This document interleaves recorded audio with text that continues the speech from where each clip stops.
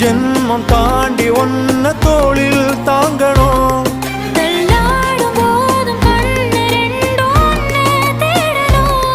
உயிர் விட்டு போகும் அந்த நொடியில் ஓ உருவம் முன்னால் வரணும்.